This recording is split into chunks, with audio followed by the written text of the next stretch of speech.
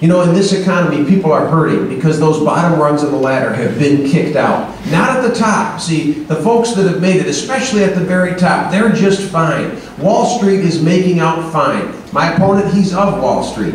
So, you know, he's disconnected from what's happening on Main Street.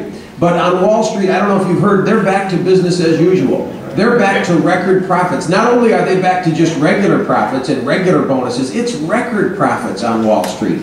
But it hasn't trickled down here on Main Street, has it? We need a fighter for Main Street. That's what I've been doing. Brenda Lawrence and myself as mayors on Main Street, we've been getting the job done. We've balanced our budgets, we've kept our police and fire intact, we're growing businesses, we've diversified the economy in my city, high-tech, IT, bioscience, insurance, but also advanced manufacturing. This is where I differ from my opponent. See, he believes Mexico and China, that they can do all our manufacturing for us. In fact, he's helped out in China. He's helped them in China. But he thinks that all that manufacturing can go there. I disagree. I've been growing manufacturing. He says manufacturing is a thing of the past, that it should be put to bed. I say we in Michigan made the things that made America great, and we will again. We will.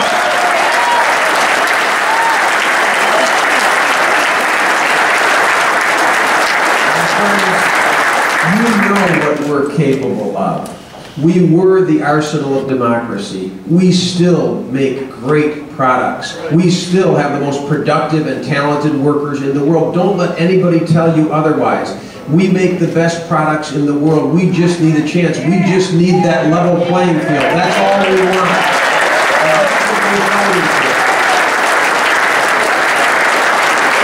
And we're going to continue to fight for it. We know what we're capable of. I drove that Chevy Volt. I see these new Ford products. It's incredible what we're making today. We can compete with anywhere in the world. I will never cede our manufacturing future to these other countries. Never. We're fighting and winning in Lansing. We're in the market right now. We're competing for a new global platform by General Motors. It'll be in our Cadillac division, I hope. And it'll be 600 new jobs, $200 million, a new global platform that could go anywhere in the world, but I promise you we're going to win it in Lansing, Michigan. We can compete and win.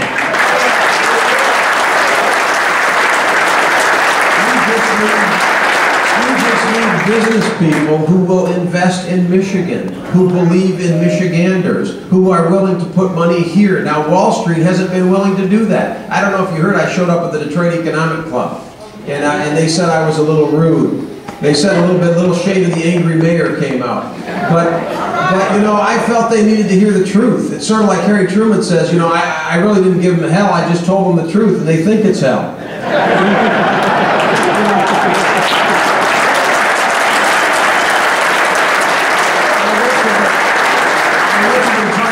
Club, and I told them about the banking crisis, about the mortgage foreclosure crisis, and I know there was somebody from Bank of America was there because we had to shake everybody's hand beforehand, and I told them, look, if you're going to be decent and treat people right, then you'll have no better friend. You business people will have no better friend than Virg Bernero. You know, my dad was in business, my grandfather was in business, I know about customer service. If you're going to treat the customer right, you'll have no better friend. But if you're going to take advantage and twist the rules and violate the law and come after people and throw them out of their homes for no reason and do everything you can to take them and push them as far and as fast as you can, you're going to have a problem with me. I was just honest. I was just up front.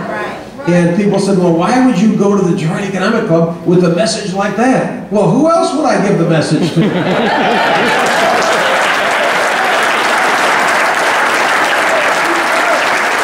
the ones that need to hear it.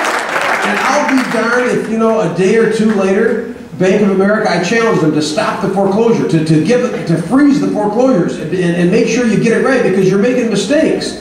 I mean, you're making mistakes, you're moving too fast, you're not giving people a chance. And I'll be darned, 2 days later, Bank of America announced they were going to stop foreclosures in this state.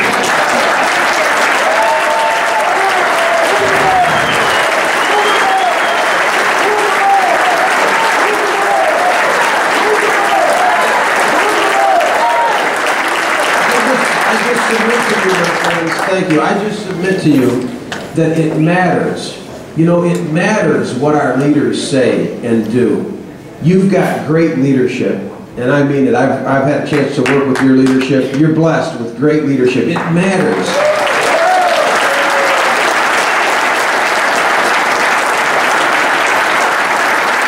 matters who you put in these positions. It matters what they say and that they've done their homework. You know, can one person change the world? People ask me, well, do you really think you can make a difference? You know, one person, the state is in such a tough shape. Well, one person doesn't do it alone.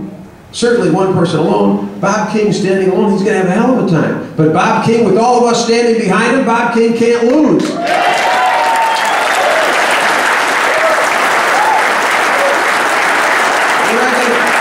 not going to do it alone, and I can't do it alone.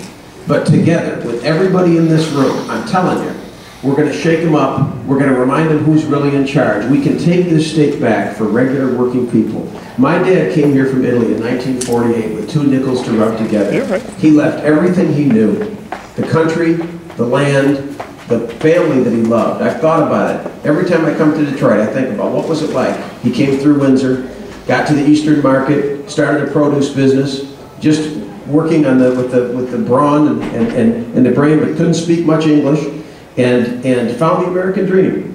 Married my mother, had 5 kids. I'm the youngest of 5 kids.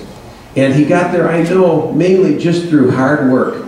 He worked hard every day of his life. I remember growing up, first as a produce man, then at General Motors. One thing my dad established was that work ethic. Boy, when you've got an opportunity, you make the most of it. You show up at work. He won attendance award after attendance award after attendance award. And now he's got a modest pension. 85 years old, living in Pontiac. He has a modest pension. He spends that money right in Pontiac, goes to the grocery store, just living his life in Pontiac. But I'll be damned if Wall Street doesn't begrudge him that pension. They begrudge him that health care.